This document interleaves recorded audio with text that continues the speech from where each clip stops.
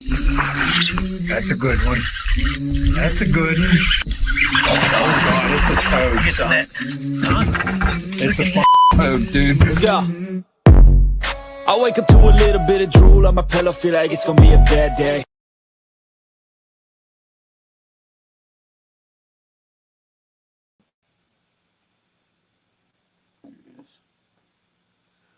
What's going on, one gas?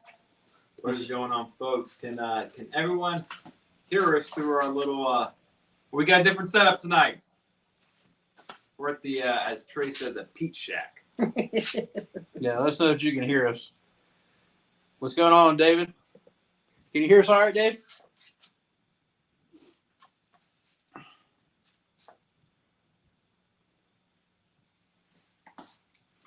Anyway. Testing 1, 2, 3.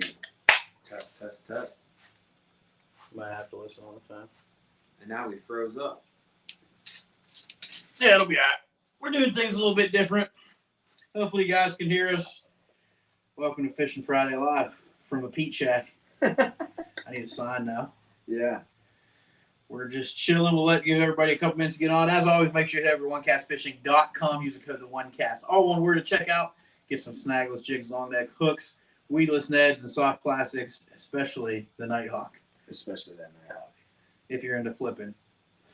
Everybody should be into flipping. Also, when you guys are online, head on over to CarolinaWatersNC.com. Stay protected with their UPF 50 gear, their neck buffs, all their gloves, all the lines of apparel that they have. I'm going to show this new one here in just a second. But use the code THE1CAST to save 20% at checkout. And let me show this off while Pete holds this mic. So they got the new Buck Stopper camouflage UPF shirt. Bow season's right around the corner. We all know down in the Carolinas it's extremely hot still. Bow season opens up in September. So get the Buck Stopper shirt. Use the code THE1CAST. You guys are going to save some money, stay protected from the sun and from those dang mosquitoes. That's right. And then head over to Hobie Eyewear. Use the link in the description. I tried to post in the chat, but it looks like I only went into one chat for some reason, which is kind of weird. But and I don't know. Hopefully messages are coming up. A little bit different setup, like you said. We wanted to have the guys over for dinner tonight in the new house. I was hanging tackle on the wall, so we decided to do it from the garage. So let us know if you can hear us. I see they've got quite a few people on. And like I said, head to HobieEyewear.com, but use our link. It's all over the place in the description of the podcast. Our link tree, wherever you're watching, you can click on our profile, and I have the link tree in there.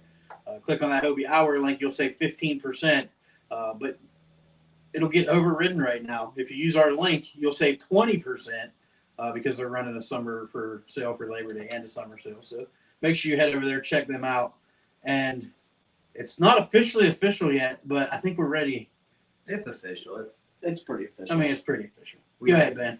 We recorded the episode. So, yeah, we've got a new partnership that we have been teasing here for probably the last month or so, maybe 6 weeks, maybe around ICAST. And we actually filmed on Wednesday the episode that will drop on Thursday with the folks of our new partnership. So we're proud to be working with the folks over at Deep Dive, the Deep Dive app. And if you're unfamiliar with it, I mean, all you got to do, go to your app store. Doesn't matter if you have an iPhone, Droid, whatever. I guess that's what Trey has. I'm a low life. I got a Droid. Yeah, that's why we see the green messages on the green bubbles for him. But you just search for Deep Dive. You can download the app, and it's an excellent application that's going to help you put more fish in the boat.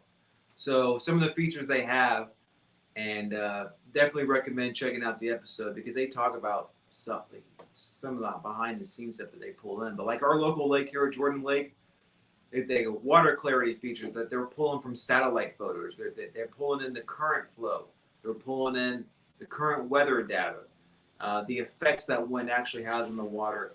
And then I think most importantly, it's got various features in there that helps identify the best or the most likely places that you'll catch fish. So some places to check out, some areas on the lake, as well as the type of structure and baits you can use. And all that is based on old tournament data that they have sat down and watched hours upon hours and had professional anglers watch these old events of coverage, and they've been able to collect all this data and feed it into their database to create an algorithm that helps us catch more fish in the water. So a lot of features in there, and we're proud to be working with them. I have used them since they've come about 2.5 years ago. I downloaded it right away.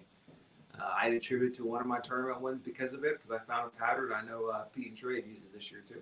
Yeah, absolutely. Don't tell a story then. Yeah. So when the episode drops next Thursday, go ahead and listen to that. We had Braden on from Deep Dive, and we really broke down some of our anecdotes of where we found success with it. But I will say this: I went out today and used the Deep Dive app on one of the local lakes here.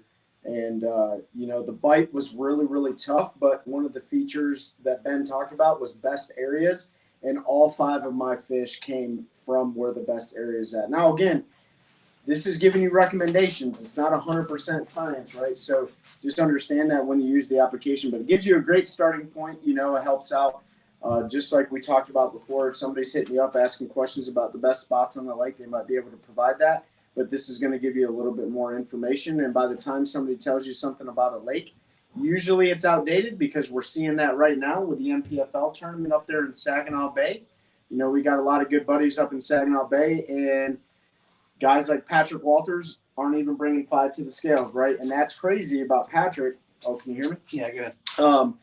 But, just like with the Deep Dive app, it's going to give you a starting point, but it doesn't mean that those fish haven't moved, right? So if Peter, Ben, or myself gives you information, it could be dated, fish move, all sorts of stuff, but definitely highly recommend checking them out.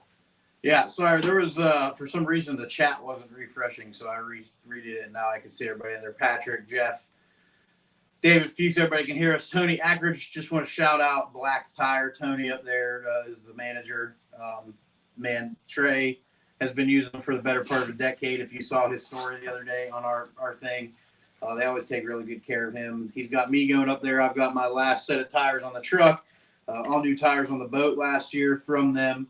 And now that my service contract is up on my Tundra with my dealer, I will be in there for my oil changes and any other maintenance that I need. So if you're in North Carolina or South Carolina, there's probably a Black's Tire fairly close to you. Make sure you check them out. Specifically, if you're in the Sanford area, you want to go to the one on Main Street in Sanford. And I just know how to get there. I don't know street names, so that's why I had to look at Trey, because I knew he would know. But go see Tony. Jessica's up there. Check them out for any of your maintenance needs, tires, all of that good stuff. They're going to take great care of you. Make sure you let them know that we sent you or you heard about them from us. I apologize if you see a light randomly come on and off. If you have a garage door, you know that you have the garage door light, and it was burned out, and I decided I need to put a new light bulb in it, forgetting that it would turn off and on when you have the door open and you're moving around. So now every time somebody moves the wrong way, the light clicks on, so it makes it a little bit weird. But appreciate you, Tony, for jumping on. We appreciate everything you've done for us. And when Ben's service contract runs out with his new truck, he's going to be coming up to see you as well. So you'll get the full one cast crew up there. He stepped over that. Oh, the chair got him. It'll only stay on for a second. It'll shut off. But appreciate that. Everybody else that commented, I'm probably going to have to randomly reset the thing, because I didn't set it up as a moderator, I think. So that's why it's not refreshing in real time. But appreciate everybody jumping on. Check out Deep Dive. If you're hesitant, listen to the episode.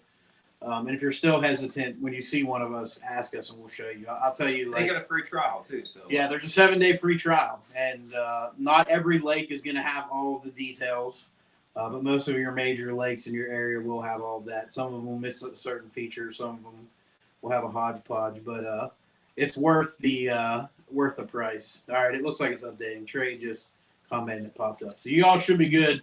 If I misacknowledged you, I apologize. Make sure you shout out chat. I know I saw Zach Scott up there and a few other folks, but yeah. So make sure you check out the Deep Dive app. I think he broke down the price. It was what, $80 for the year, or so. Yeah, $80, and it's the win feature alone, in my opinion, is worth $80 a year. And this isn't just a tournament angler thing. So make sure you check that episode. Noon. I don't know why I said 11:30. Noon on Thursday. That one will drop. You can go get all the info from that and dive into the Deep Dive app. We take a deep dive into Deep Dive. That's right. Also, we'll talk about upcoming events. Next Saturday, September 7th, we will be at the Tap Yard in Raleigh for the Warrior Fest. I'll be up there probably all day. I don't know. Trey and Ben will probably get up there a little bit later. We are going to be live from Warrior Fest from 4 p.m. to 5 p.m. So you can either tune in live or you can come hang out while we're doing it. It sounds like the Fuchs are coming down, which is going to be awesome. We're looking forward to seeing them again. They're going to have to buy a second residency in North Carolina as much as they're coming down and visiting. At this point, absolutely. Yeah, they're basically residents now as much as they've been coming down and fishing and hanging out with us. Can you blame them? You might as well have them go get plates on their vehicle. Just know it's going to take 6 months. No, the plates are the easy part. It's getting them. I'll tell you what. Sidebar, like the DMV in North Carolina is the worst thing I've ever. Like you hear DMV stories from every state. I have never experienced anything like the DMV in North Carolina. So I wasted at least 12 hours of my life attempting to get a driver's license as a walk-in. And then I just got super lucky, and there was a canceled appointment by the DMV near work for today at 8 a.m. And I checked, and I got it. I walked in at 8 a.m. when they opened the doors. I was out by 8:15 with my new driver's license. I'm like, why not just have certain centers that all they do is driver's license? Well, they do, because the license and title is a separate office. Yeah. Well, and that's why I walked right in. It was like 12 minutes. A lady took my $600 to transfer a vehicle to the state of North Carolina because of all the taxes you have to pay. That's one thing I'm not used to is you pay property tax on your vehicle every year to the county, right? Yeah, county. Yeah. So I'm not used to that. In Pennsylvania, we pay county sales tax and state sales tax. It's a one-time deal. Here, you pay it every year when you register. So I had to do that. And then if you move to North Carolina, they hit you with a highway use tax for the first time that you register. And that's 3% of your vehicle's value, not to exceed $250. So, of course, if you have a newer vehicle, you're paying $250. So it was like $600 some to get a plate today. But it's all done now. I'm officially official here in North Carolina. Now we just got to try to get Chelsea done. So Yeah. we might go to the Fayetteville one that's open on Saturdays tomorrow morning and see, like, roll in there about 6:30 and see what it looks like. Pete's gonna have to he's gonna have to go to the DMV like we did back in the what was it, the late 90s, early 2000s, where people are camping out for Beanie Babies. It's And like put on, that. Target or something, you know what I mean? Yeah. Like, put your camp chairs out there and just wait in line, man. Because in Fayetteville, if you guys don't know, like, it's a big military town. Fort Liberty used to be Fort Bragg is here, and second largest military installation, first largest by population, and so yeah, she gonna be busy. It's funny because as I was standing there for my appointment this morning waiting, because the line started to form for walk-ins. Now, they don't take walk-ins till noon. People started lining up at 7 a.m. this morning. They were already lined up when I got there. I was an hour early for my appointment, and there were people lined up. And yeah, as I was standing there waiting for the appointment, I was reading, and some older lady fell out at one of the DMVs yesterday. I saw the news story.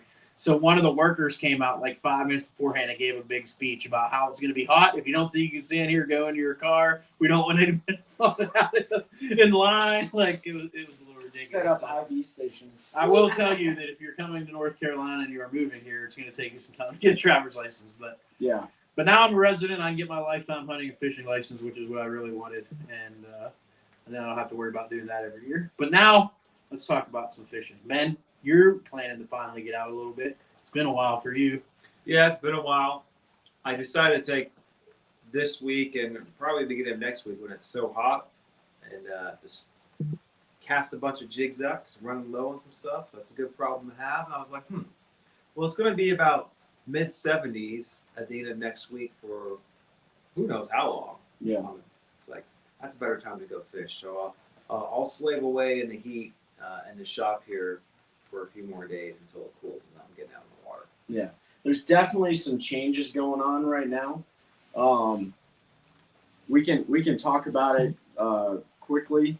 The fall turnover. You hear a lot of people talk about how tough the fall can be, the late summer, the early fall, when that water starts to really flip upside down. And this morning I was out. I didn't feel well today. I think I had some heat exhaustion going on and some other things. I got off the water about 10 o'clock. But one of the things that happened this morning is I ran all the way to the northern end of the lake, and just like a lot of your lakes, you'll hear people talk about they're the first areas in the lake to spawn first. Well, they're also the first part of your lakes that usually start to turn first. And one of the things you'll notice, water clarity is not good. And it's got a weird color to it. It's got a weird color to it. If you're on a clear body of water like Lake Norman or something like that, it definitely looks really weird. It gets that milky. Yep. And then there's a smell associated with it. And I don't know if all lakes smell, but this morning there was definitely a very strong sulfur odor that was coming from both the left and right northern ends of the lake, because Mikey was out there, who you guys have heard us talk about him before. Him and Nick Kincaid are our travel partners for the Fishers of Men. And he said the exact same thing to me. You know, we went shallow, tried to keep that shallow bite honest, totally went against what Deep Dive was telling me to do. We canceled that plan about an hour and a half into the day, and then we ended up going deep. Now, the mid section's your lake, usually your clearer sections, right, your lower section. And that's where all the fish were caught. They were still schooled up in their summer schooling patterns, but they were definitely not biting like they traditionally do. And that's not saying you can't get them shallow, but if you smell that stinky egg smell, that sulfur smell, I don't know if you can get bit in it. I just know that I turned around and went the other way. Yeah, I ran away from it. Yeah, first of all, it just smells, right? Like rotten eggs. So that's kind of what's going on here on Karen Harris. I'm not sure about the other lakes because I haven't been out on them. But Ben, if you're looking to get out, you're on a clear reservoir, which is really nice because you got a lot of veg. I'm curious to hear what's going to happen on your lake here soon. I just want to add, I think that sulfur smell, if you have a lake that has a lot of vegetation, I don't think it gets it as bad. I think that the lakes that don't have it, it's that muddy bottom that you tend to get. What it actually is. Ben, see, that's why you asked those questions. Yeah. So what you're smelling, a lot of it's the gases, the decomposed gases, because when thermoclines set up, that water is stratified, and there's no that water doesn't mix because the densities are different. So all that stuff, vegetation, bait, people taking dumps in the water, all that stuff falls to the bottom, right? And it starts decomposing.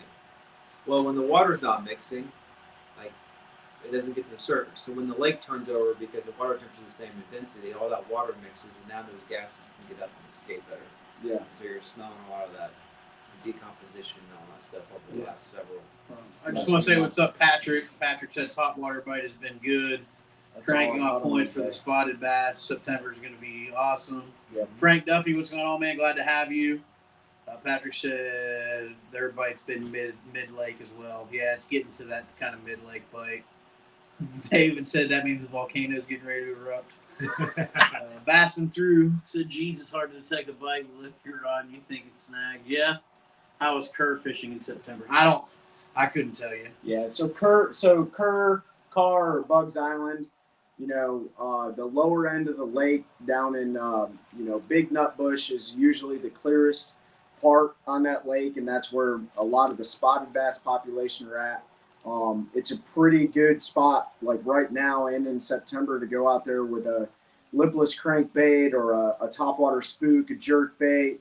Yes, you can go out there with a jig head minnow, whatever. But those fish school up and they start pushing those shad to the back of the pockets. There are blueback herring in that lake. It's just not a huge population. What's up, Mom? My mom's on.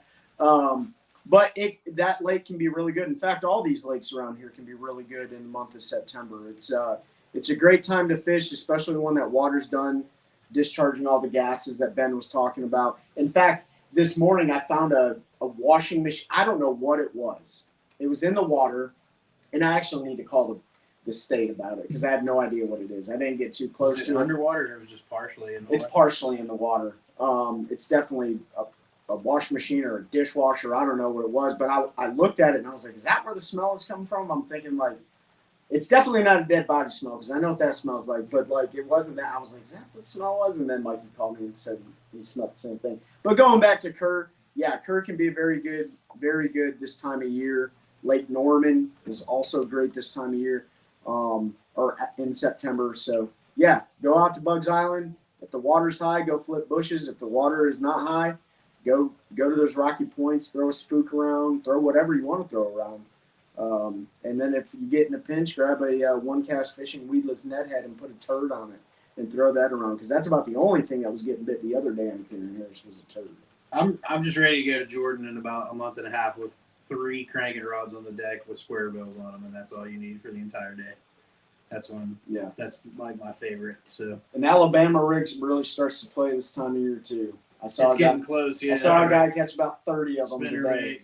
Oh yeah, on a day rig. Yeah, he was in a kayak. He was fishing the railroad on Karen, and he was sitting on it the whole day. And I watched him absolutely jack 2-pounders, cookie cutter bass. But yeah, they're eating a rig. Hopefully the smell wasn't coming from the nuke plant. No, No, it wasn't. Patrick said, "Is that Alatoona, north of Atlanta?" I've always wanted to fish that. I've heard it can be a fun lake to fish. I've never. I heard it was a Dead Sea. Did you? No, I just don't think there's a lot of big ones in it. I don't know. Tell us, Patrick, what's it like? Well, that was a few years ago. I heard that. Who's the stud muffin, Nick? What's the? He knows it was me for sure. It's you. 100%. Yeah. I don't even know why you asked.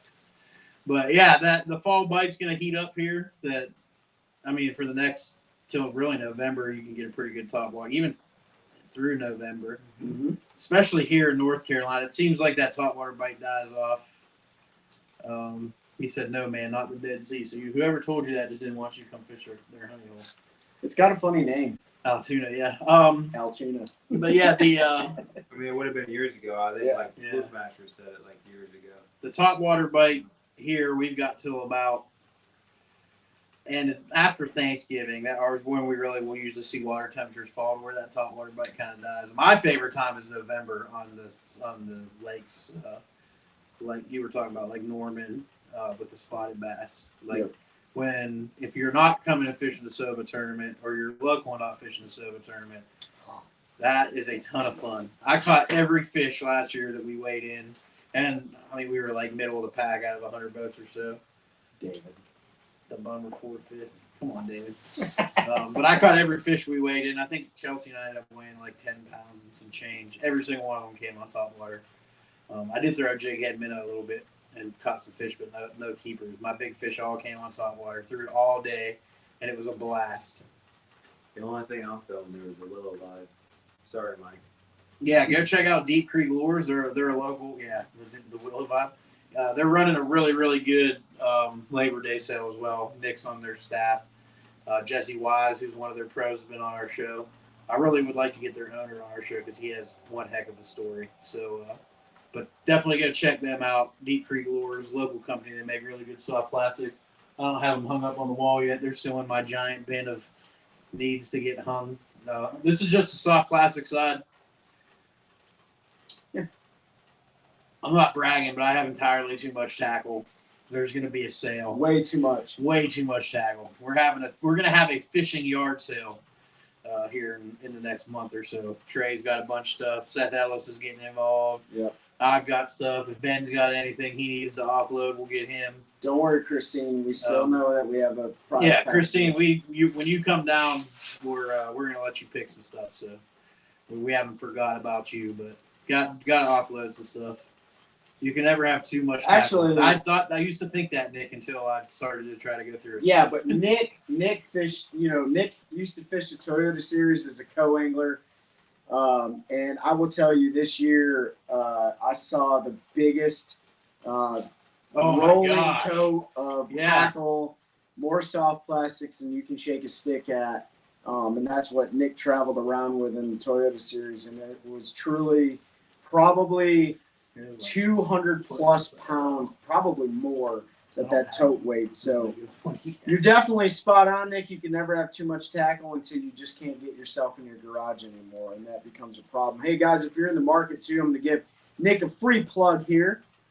Kincaid Construction, serving our local area. He's getting ready to redo my entire back screened in porch, Just did my my back deck, and Pete's roof. So if you guys are looking for some upgrades, or you have some storm damage or something like that, hit up Nick Kincaid with Kincaid Construction. He'll get you guys squared away. All right, what else is on the fish brain tonight? NPFL's going down. Yeah. It's been a little bit odd. it's tougher than that the Saginaw Bay usually is. I think some of it was the weather. They had that big storm come through. And they're going. Patrick Walters, who I picked to win, has weighed a limit of fish combined in 2 days. I think I picked Patrick too. They No. were limited to No, I forget who you ended up going with. What? Yeah. You went with Kyle Welcher, struggling a little bit as well. Trent Palmer had an absolute sack yesterday. I think he weighed 3 fish in today. And he's still sitting in 6th, I think. Yeah. Zach Burge is sitting in 2nd. Kevin, is it Kevin? Yeah, Kevin Martin's in 1st. Gary Atkins is up there in 3rd. Jason Williamson in 4th. Brock Bila 5th. Josh Hooks, local guy, sitting in 7th right now. Trent Palmer's in 6th. Matt Looney. Jesse Wise, who's been on the show, is sitting in 9th. And the man, the myth and the legend, John Cox, 10th place at a smallmouth tournament. And you know he's not out there smallmouth fishing. Yeah. Can you pull up when they went last year? This is quite a bit later. I don't remember. I thought it was they went in pretty July and close. stuff. And this is It could have been. it's almost later. Seth had a limit today for what 12 pounds, 13 and some 10, change. 13, 10 today. Jesse had a good day. Again, he's sitting in 10th or 9th right now. 9th. 9th. Yeah. So John Coxon 10th. Jeff said that board behind you is looking a little thin. Trust me, Jeff. That there's plenty more that still need to go up. I could hold the bin up if it didn't weigh 340 pounds. Yeah, last year they went July 20th through the 22nd. Yes, they're a month later. Yeah, they're a month later, but the weights are looking pretty similar. Are they? Yeah, I mean 62, 12, 1 last year.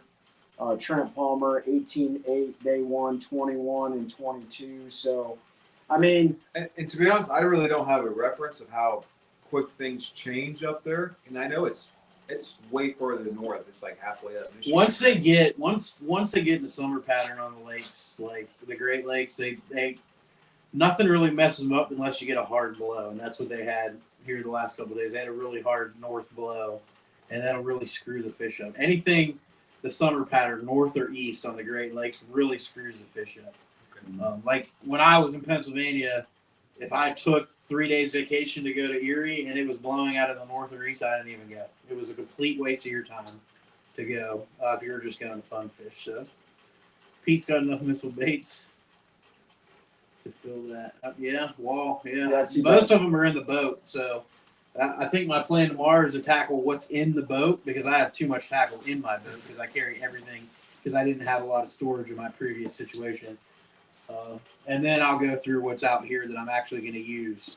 Because Trey and I tried to divvy it up, like keep and sell, and the keep box was way more than probably actually needed to keep. you didn't And even get an 8th. I think there's like That's what happened. there's like 4 packages of soft plastic that went into to get rid of. So we're gonna go through it. I got to get a restock from Ben and One Cast Fishing on some soft plastics, and then the hard baits will come next. Yeah, it's coming. I'm just happy to have somewhere to put it all finally. I've been accumulating it for all these years down here, but yeah. So NPFL, we don't know. Tomorrow's showdown Saturday, so we'll see who comes out on top. Trent's probably out of it, I would think, unless something crazy happens tomorrow. I think today probably hurt him. So we may see somebody who hasn't won in the league before. You've got Zach Burge is up there. He's had 2 very steady, solid days. Kevin Martin had 2 very steady, solid days. Another guy who hasn't won before. So that would be cool to see a new champion raise that shield. I still think it's the best shield in fishing. For sure. Best trophy, yeah. Yeah. I mean, it's the cool one. That thing weighs a lot. Corbishley had his in the studio. Yeah, picking it up. It was like You couldn't even see him behind it. No. Like he had to squeeze in. Yeah. Well, you had to put it back on the on the on refrigerator. the fridge, yeah. Yeah. Here, Hold on one second. I have a place and order with Ben. Also, that was David Hughes. make sure you use the code the one Code cast. Well, no, David should have his ambassador code. Oh yeah, you got Oh, the yeah, master code. Yeah, so use that code. Jeff Horner. Oh, did you have something you wanted to? Well, here I'll just say one last thing on the MPFL. So what really does surprise me, but it means that they're really on the smallmouth. Yesterday was bright bluebird skies, pretty slick. The conditions that smallmouth like a lot. So if you're a smallmouth angler, you know that they love that stuff. However, what you also know about smallmouth is they move a lot, right? They can move a lot. And so today it was way windier, pretty choppy conditions out on the main lake. And I'm very surprised. That just means that Kevin Martin and Zach Burge are on the brown fish, right? Because there was definitely good bags of green fish weighed in today too. So if I was gonna get after it on day 3 with the weather that they're predicting, I would 100% go chase smallmouth because Tomorrow's gonna be the best smallmouth day they've had. yeah, should be the best smallmouth day. Today was like really good largemouth conditions. That's why you see John Cox, man, he's consistent 17-pound bags of greenfish. So I don't know, man. It'll be interesting. I think if Kevin Martin is on the same quality of smallmouth that he was on today, he may win this thing, right? But I think it's down to him and Zach right now, just with consistency unless something changes. Because like I said, tomorrow I believe is the best smallmouth day. It's blown the last 2 days. Yesterday had a little more sunshine than today, but overall it hasn't been great. Tomorrow it's going to lay down a little bit and get sunny.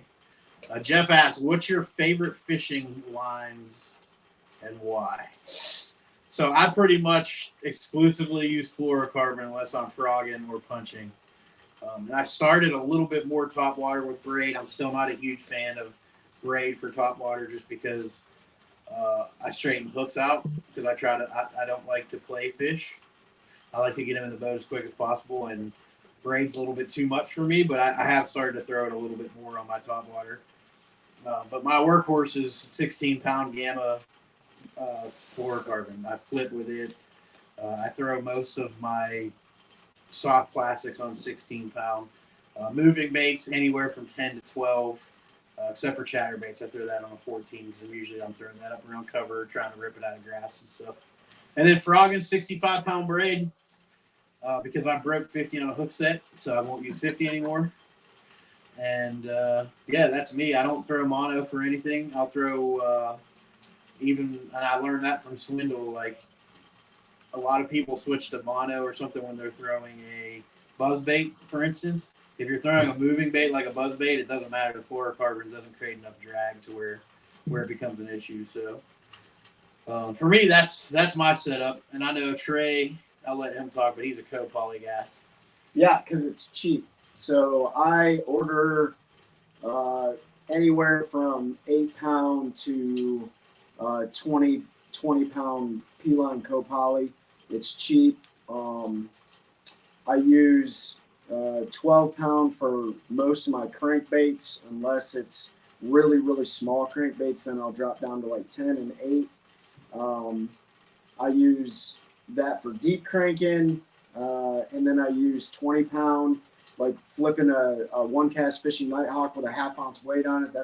I'll use 20-pound. I'll flip the buck brush at Bugs Island, or I'll flip, when the water's high at Falls Lake. I went out there a couple weeks ago and, cracked them in the jaws with that Nighthawk, which was awesome. So co-poly is definitely my go-to. I do use true monofilament, fluorocarbon leaders through Cortland Fishing out of Portland, New York.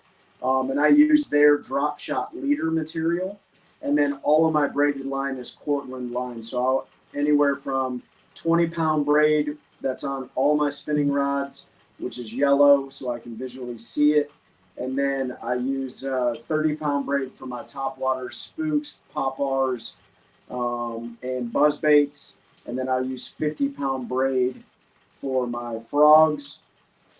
And then I will use Silent Flip, which is a different category of Cortland. It's braided line too, but it's specifically designed for like punching, like mats and pads and stuff like that. And I use that, but I don't use that a lot around here. I use that in like St. John's River and stuff like that. So that's my setup.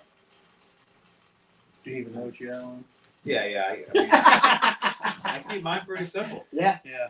I mean, I use a lot of braid to fluorocarbon leader setup, so I use a lot of braid backing for half my, and then fluorocarbon. So like I've still got probably spider wire braid on some of my reels from like 10 years ago because it's just backing. Yep.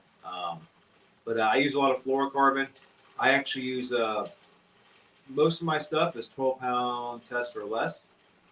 It's even for cranking. I'll crank on 10, 12 pounds, sometimes even 8 pounds. Even when I'm flipping a lot on GAs, a lot of times I have 12-pound on. Now, I do have one specific setup that's more. It's actually a 17-pound fluorocarbon. I think that's in BizX. I forget who makes that. Seaguar. Yeah, Seaguar's in BizX, yep. Seaguar and BizX. So that's what I had that set up on. The other, I use a lot of P11 tactical fluorocarbon. So I buy like 1,000-yard spools of it. Lasts me a couple of years.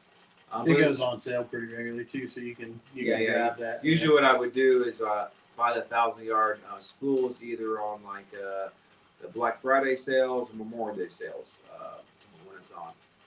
But yeah, but if I'm flipping really heavy cover and stuff, I usually use that 17 pounds. What I like. Yeah. And then my braid, I use a lot of braid for top water. 20, 30-pound braid for my top water. My frogs, I don't probably go up to 50. 65. I stick with 50. But yeah, pretty similar. Yeah, I'm a little heavy-handed, so I like 65. Like I said, I broke 50 on the hooks at once, and so I don't trust it. Pete's not wrong. Pete's not wrong about straight braid to like pop bars and walking baits and stuff like that. If you're gonna throw straight braid, I'll either tie a Palomar knot. Mostly it's Palomar knot. Sometimes there'll be a loop knot depending on the type of bait to give it a little bit more action or keep it in the strike zone a little bit longer. I also work pop bars like they're spooks too, which Pete knows that about me. But if you're gonna get those kinds of baits, depending on what it is, I always change the hooks out on them. Because even when I'm boat flip, I still like to boat flip them too, and Pete yells at me when we're fishing tournaments. But you also have to have the right rod that allows you to let those fish eat that bait and dig. So if you're not controlling your drag or you don't have the right rod, you either bend hooks out or you'll lose a lot of fish, especially in the summertime when their lips are super soft and will rip a giant hole in their mouth. So you just got to play with it a little bit. But yeah, Palomar knot, loop knot with braid, not a loop knot with braid, but a Palomar knot with braid, and then like a loop knot with like copoly or fluoro if you use it. Let's get one thing straight. Trey yells at me for boat flipping fish. Trey boat flips fish into the net because he gets too excited and when he goes to lift them to get them up on the surface so I can scoop them, they come out of the water 90% of the time. But I boat flip like almost everything, and I know especially at Gaston this past year, I gave him a heart attack. Oh yeah. On all 5 fish that I caught on the chatterbait because I got him coming to the boat. And he was going to get to the net, and I was like, "Just get out of my way!" And they come up over the side into the. And they're like close to 4 pounds. Yeah, they're like 4 pound spots. Yeah. If I got them coming to the boat, they're coming in the boat. Yep. Yeah. We got another question here. What's the question? All right, so Jeff said he's a fluorocarbon guy to braid on spinning rods and fluorocarbon on bait casters. Yep, whatever works for you. That's what most of us do. Rick from Bass and Through asked, what size treble are you most comfortable with on your pop bars and scoops? Hold on, let me go look at my wall and I'll tell you because I can't remember. He's gonna go grab his vector hooks or whatever. So it really just depends on the size of the bait itself, Rick. Some like the KVD splashes, like those are some of my favorite pop bar baits. They come. I don't think the hooks that they come with are good unless you're like fun fishing. But usually I think those are like size 3 hooks if I'm not mistaken. And usually I'll switch those over to like a Mustad or Trokar. I don't really pay attention to the brands of the treble hooks. It's usually like Mustad though, just because they're easy to get. I will say this, when it comes to the like 6 Sense top water baits, they come with really good treble hooks now. So I usually don't change those out. But yeah, I think it's a size, I think I have size 1, 2, and 3. And sometimes I will change my back hook and I will upsize my back hook. The biggest thing with those trebles is you want to make sure that you hold if the hooks can touch each other, a lot of times they'll get looped around each other, and so that'll be really frustrating when you're casting them out, especially on braid. No, I'm good, thanks, man. But yeah, and so like if you're finding the fish, you're not hooking up with them, and you're changing the hooks out. Maybe you want to upsize that back hook. Maybe you want to upsize the front hook, depending on how they're eating them.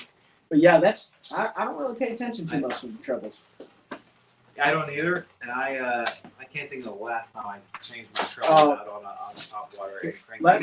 Now, part of the reason is I'm not fishing a lot of tournaments for big money. The other reason is like being in the industry, like I know all the hooks are made in all pretty much the same factories, so it's like half one does the other. Now, I mean, there are exceptions to that. There are, right? Some laser, super sharp hooks. That's why they cost a lot more money. And so, yeah, exactly. And so, if you got a lot of money on the line, that makes sense.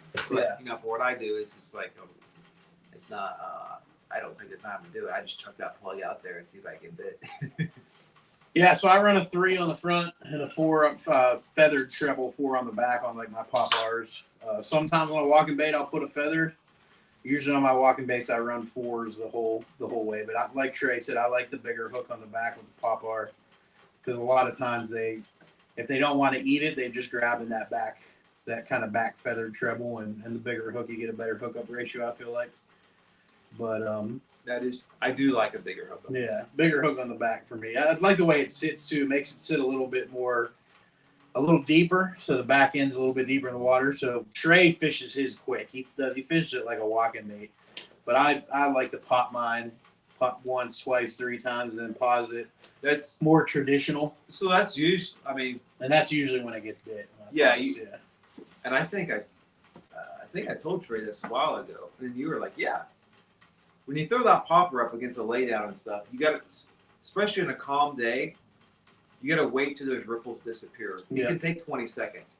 But there have been more times than I can count that it takes 10 or 12 seconds, and then that fish just hits that popper, that splash, or whatever version you're using in that laydown. I used to never walk mine like a walking bait until a couple of years ago to Mike Meekin on my lake schooled me when I was fishing out of the back of his boat by doing that around the lily pads. He was walking it, yeah. I mean, I was throwing frogs and and stuff, and he caught 18 pounds and I caught 0 fish. Yeah, and we're throwing the same stuff. Trey's over there pocketing his apple off my table. Yeah, you're welcome, Rick. And I do use one specific brand, so I use Vector's Tornado Treble. I've just been using them for a long time, and I've got a lot of confidence in them, so that's my go-to. I do have a discount code if anyone wants to try them. I don't remember what it is, so you'll have to ask me, and I'll send it to you. But that's been my go-to is a Vector Tornado Treble. I know Nick uses them as well. Mikey might use them too. But do you guys use any of those the odd shaped ones, like the spear lock ones? Oh, like the Trapper. It looks like it's more angled. I've never actually really used any. I know B-Lat is big on using those. I think for like his drop shot hooks or his Nico rig hooks and stuff like that. Just the single hooks, but I've never tried them. Yeah, I use. If I'm nose hooking, I just like a number 1 or number 2. Yeah, panfish hook basically, and then I've been using a lot now. There's all the companies are making Vector too, which I use as a light wire, straight shank offset worm hook, so you can basically Texas rig it. Nick said Trapper or junk. Yeah, I've never heard anything good about the Trapper brand. Let me see. I have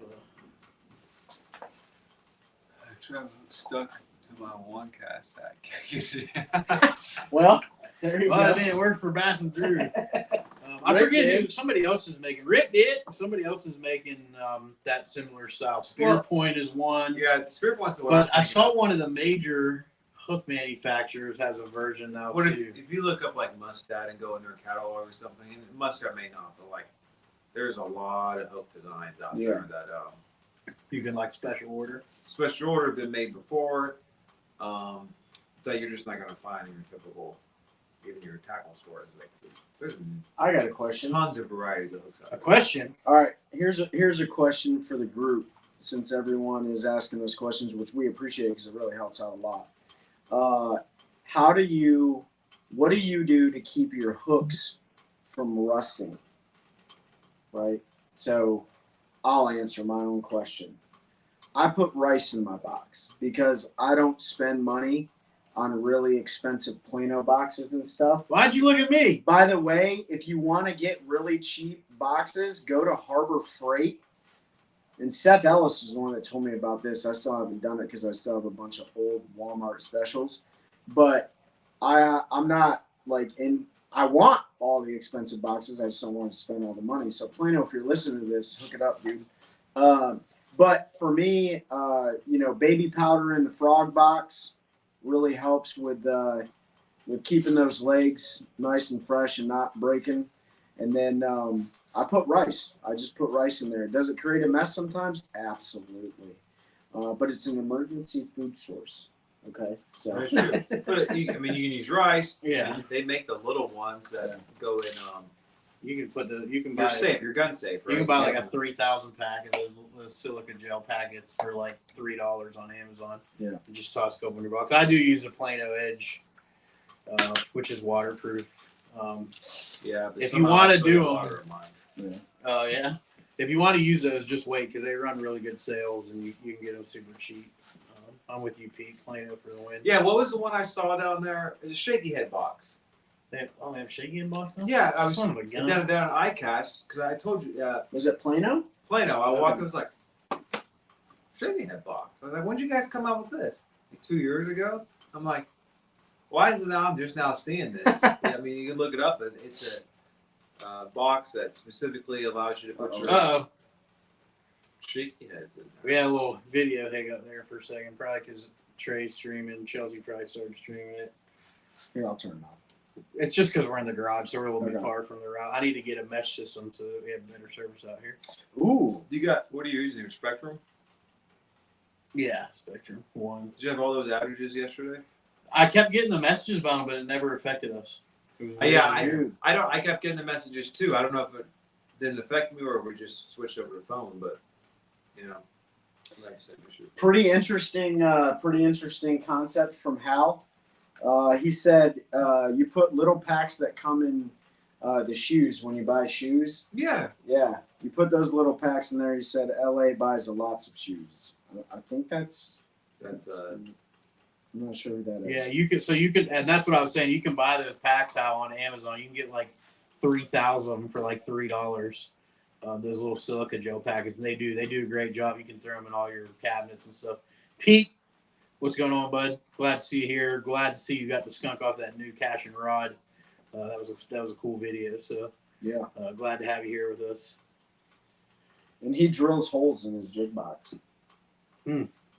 Interesting. Yeah, I'd use the Plano Edge. I don't. So here's if you guys are boat owners and I haven't been in every brand of boat, but it almost seems no matter what boat brand you have, water gets in the compartments, right? Some are better than others, or I don't know if there's a boat that doesn't get water in the compartments, but I'll tell you this, like you have to take precautions, and it's not only water getting in your boat, it's the humidity here in North Carolina that creates a lot of condensation in your boxes and stuff like that. So rule of thumb, if you cut a crankbait off, don't throw that immediately into your crankbait box after using it. Let it hang out on your boat and dry out for a Set little that bit. thing on the deck. for a Set that while. thing on the deck and then put it away when you're done fishing at the end of the day or whatever. So that will really help you guys save some money for sure. I'm about to hear a big crack of thunder because I just saw the lightning in the video.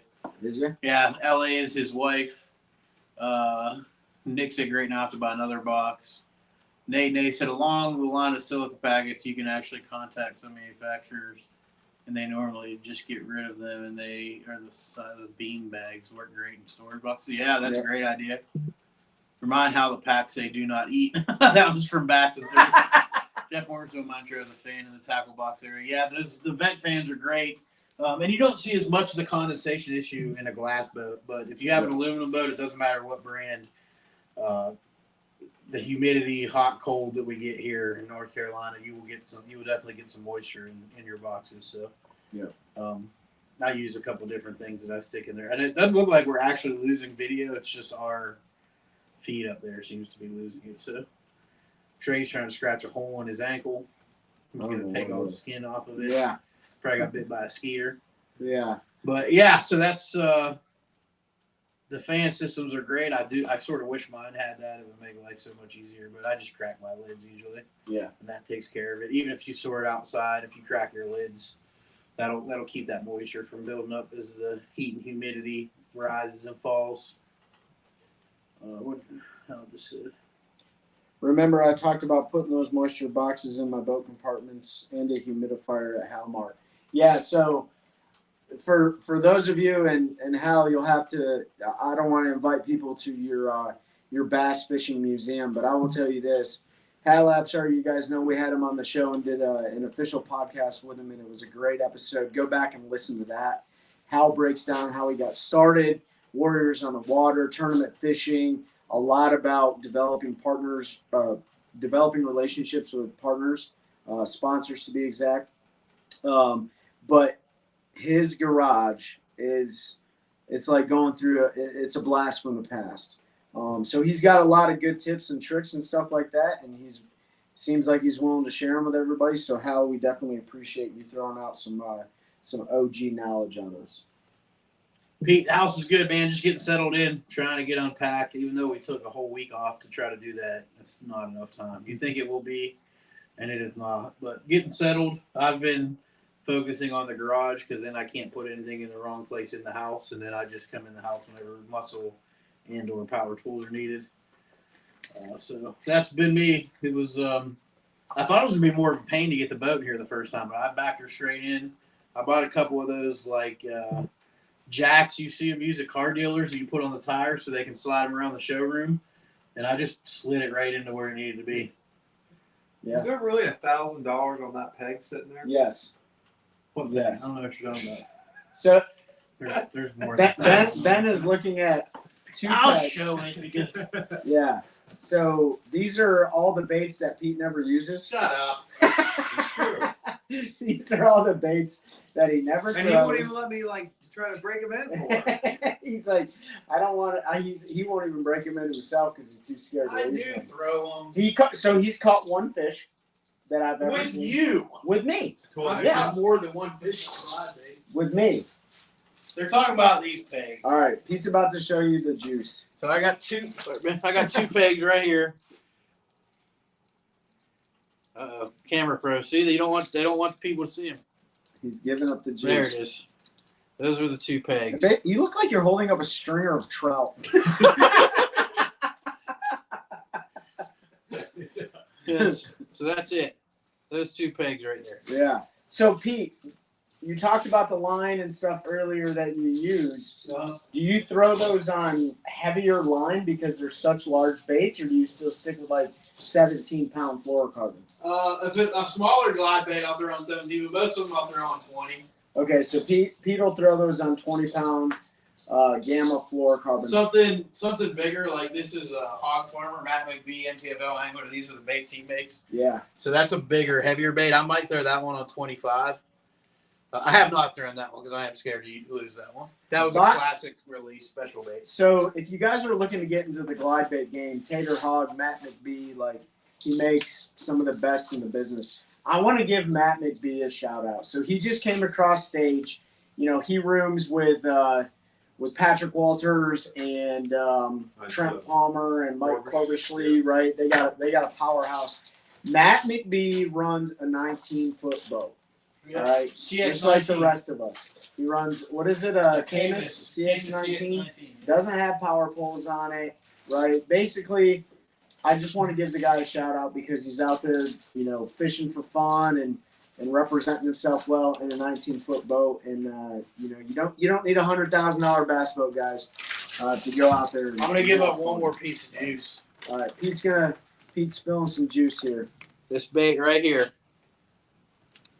It's a worm. It's a worm. It's a straight-tailed worm. It's Missile Baits. Mr. Bates. Magic worm. Magic worm. The 6-inch. The 6-inch. in Blueback Secret. in Blueback Secret. It will catch you. So you can throw that bait in a couple different applications. You can throw that Texas rig, which we do that a lot. Nico rig. Nico rig. You can throw it on a drop shot if you have a bigger drop shot hook. If you wanted, you can wacky rig it.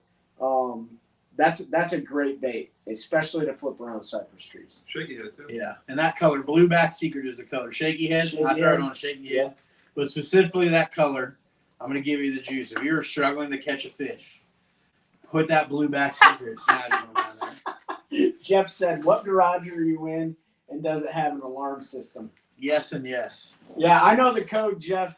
It'll cost you. Yeah, I think the alarm system is 556. Yeah. He said that's one of the alarms. Yeah, one cast lures catch on the California Delta. Ooh. Oh yeah, We need I to get a sent California few, Delta sent a down few to here. my brother. We had one. Who was it? Luis Fernandez. Oh yeah, Luis Fernandez, the Bass Warrior. Yeah. Glad Pete's wearing shorts tonight. When did I not wear shorts? I don't think Pete owns pants. Did you ever wear the yoga pants? No, Or did you watch out on your bed? you brought that up. Why'd you have to bring up that? No, but did I do. I owe a tournament in yoga. Maybe not a tournament because now we've got a reputation to keep. yeah. Can't be that guy. But I do owe a day of fishing in yoga pants. Give Mikey and Nick a shout out on this next thing that they're trying to do at Hickman. Oh yeah, Mike and Nick, everybody.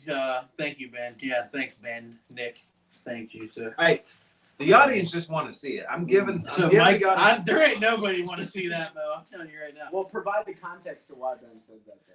Yeah, so I made a bet, and I don't remember which derby was it. Gaston. It's Gaston. That before Gaston, I said if Mike and Nick Beat us. I would wear yoga pants for a day of fishing, And they won. and they won the tournament. So they clearly beat us. But hey, I will say this, Nick. Thank you guys for that call. Because we won the points for the year, and had it not been for you, we may not have. So thank you. Maybe that canceled it out. Did that one cancel out? It Yeah. could've. No, maybe I don't think it canceled it out. Oh. They're gonna make me do it anyway. Pink yoga pants. No, David Fuchs. Purple. No, I want bright yellow. Anyway, what Ray was asking me to shout Just out. like a banana. If y'all want to throw some good vibes, some prayers, if you do that, anything towards Mike and Nick, they are fishing the regional championship here in North Carolina for an attempt to go to nationals. Trey and I, as most of you should know if you listen, automatically qualified, winning the points championship. So that's in April, the first weekend of April on Murray in South Carolina. Chelsea's taking social media video right now out the door. What up? I thought she was going to ring the dinner. And triangle. the dinner triangle. What's going on, Jamie? So yeah, if you pray positive vibes, whatever you do, just throw that out to Mike and Nick. That is what weekend is that? It's coming like up the third week of September. Yeah, on Hickory Lake here in North Carolina. So they got to finish in the top 20%. So however many boats fish, the top 20% qualify That's for the Lake Elsinore, national too. championship. It's So, out west, isn't it? yeah, it's out west. Out That's Norman. Is So it past Norman? Jamie Williams in the house. Hope you're doing well, Jamie. I need you to text me your address when you get a minute. Dave, does that say Dave Raleigh? Hey, y'all, what's happening? What's going on, Dave? Hope you're doing well. Chris Curtis. Chris Curtis, glad to see you able to jump on. You're welcome, Nick. Yeah, we're hopeful you guys can qualify because we'd love to be able to go down and team up for the national championship. Yep. I think Trey and I are going to try to make a trip down there maybe in October. Yeah, just need to go do some area. area familiarization. You know, the last time you were there, what happened? The last time I was there, I went barefoot skiing at 70 mile an hour out of the side of Mike Iaconelli's boat. I do not recommend. Maybe on your feet barefoot skiing wouldn't be too bad, but I did it primarily on my head, and it was not an enjoyable experience. So, Yeah, but you have that to talk about for the rest of your life. yeah, I mean that's a story I certainly will take with me. Yeah. You just want Mikey to cook. Yeah, we just Hey, I mean, if you guys want to come hang out, if you don't qualify and cook for us, that'd be cool. Yeah. But no, I'm really hopeful you guys get to come down and experience that. I know I'm super excited. Probably need to start looking at Airbnbs and stuff and start making a plan. But I don't know. It's the first time we've ever traveled for anything that big and done something like that. So we Yeah, got to figure out the Lake Murray, logistics. right? Yeah, Lake Murray, 179 of the other best teams out of the United States, wherever fishermen. Chipping that doing that chicken. I know. Wash it chicken's out here. hungry. No, I'm Gets sorry. hungry, Yeah, man, we're at that hour mark anyway. See, so- that's like she knew. She didn't need to ring a dinner bell. She just let the scent waft out here and tantalize us. But yeah, if you got any last minute questions, go ahead and ask. What's up, guys? What's up, Jonathan? Jonathan, how you doing, man? Hope you're doing well. But yeah, so we got coming up, like I said, next Saturday, September the 7th, Tap Yard in Raleigh, Yep. Warrior Fishing or Warrior Fest, which supports Take Warrior Fishing Inc. And all the events that we try to put on, as well as just single day trips and stuff we do to get veteran active duty out on the water to experience outdoor therapy. So if you're in the Raleigh area, make sure you come check that out. We'll be there next Saturday. I'll be there probably pretty much all day since I work with the organization directly. So I'll go help set up and stuff. Trey and Ben will be there at some point. We're going to do a live from 4 to 5 p.m. next Saturday, the 7th. We'll probably still do Fishing Friday. I don't know. We haven't talked about it, but we'll see. We'll see how the week goes. We'll have to. So we'll probably, if we do Fishing Friday live next week, which I don't know if we will. Pete's going to be picking me up from the airport on Friday. So, Oh yeah, we won't have Fishing Friday live next week. So 'Cause I gotta I will get be back gone up. next week. I'll be linking up with the Army Outdoor team, Josh Watkins and John Branch, to hang out with them a little bit, do some work up there, not with the Army Outdoor team for another purpose.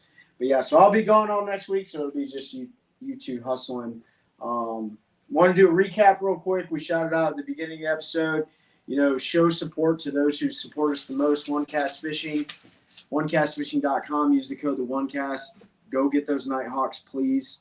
Go get those Nighthawks. Also, CarolinaWatersNC.com. Use the code TheOneCast. I showed it earlier. I don't know if you'll be able to see it very well right now, but the new camouflage Buck Stopper UPF 50 long sleeve hooded shirt to keep you protected from the sun and mosquitoes. Both seasons right around the corner. Hobie Eyewear. Use the link. Please use the link. You guys are going to save a lot of money on awesome sunglasses, floating frames, lifestyle apparel, all sorts of different ones that they have. And our new partner, Deep Dive, which we're really excited to partner with. Go check out the Deep Dive app. It's on your app store, both Android and Apple phones. You can download the Pro version. You can do a free trial for 7 days, I think, or the Pro version, which is $80 a year. I guarantee you spend way more on other things. So if you're looking to help break down a body of water you've never been to before, just diversify your portfolio, it's a great application to help you do so. And be sure to check that episode that drops next Thursday at noon on all the media platforms, Spotify, Apple Podcasts, all that goodness, where we have Braden from Deep Dive on. He goes into very specific detail on the application itself. That is all I have. Yeah, and if you haven't listened to the episode that dropped yesterday at noon, we had Kenny Odell with Black Ops Tackle on. They have a really cool thing going as far as the pre-made kits with how to fish the baits, where to use them, time of year specific to help you catch more fish. But more importantly, if you buy those kits, 5% of every sale goes to veterans. So they've been donating to the Fisher House for the last 2 years. If you don't know about the Fisher House, think St. Jude, but for our service members. So they make sure families have a place to stay, take care of all that, so they don't have to worry about it. They can just focus on healing. You're going to get an in-depth story about the Fisher House in an episode here in the not-too-distant future. And I am super excited about that one, but I'm also not looking forward to that one because I know it's going to be an emotional roller coaster. But that's going to be a great episode coming up. Speaking of coming up episodes, we have Deep Dive next week. The week after is going to be another super emotional, tough one. We have a female who fishes on the national U.S. fly fishing team, if you know that was the thing it is. But she's going to tell her story about how she overcame opioid addiction, specifically IV heroin usage, and how fishing saved her life. Now she has a beautiful family. lives out west. I know her personally. I went to high school with her. So I'm really, I'm getting a little choked up just talking about it. I'm really looking forward to sharing her story and just getting it out there how fishing can heal, whether it's battlefield trauma, real life trauma, addiction, whatever it is. Fishing helps. So take somebody out and invite somebody along if you have room, because we just don't know what they're going through. So that's all I got. Looking forward to that one. Make sure you check out those partners. Make sure you check out Deep Dive, our newest one. Super useful tool. Multiple tools you get for that $80 a year. And you or your significant other probably spend more than that a week on coffee. So I'm just kidding. Hopefully not. But appreciate y'all, Ben. Good to go. Thanks for jumping on, Eddie. Thanks, Appreciate Eddie. it. Appreciate you jumping on, bud. And we appreciate everyone hopping on here, all the questions. We appreciate the support. We love you all, and appreciate you all helping us build a culture of anglers. One cast at a time. That's a good one. That's a good one. Oh God, it's a toad, son. It's a toad, dude. Let's go. I wake up to a little bit of drool on my pillow, feel like it's gonna be a bad day.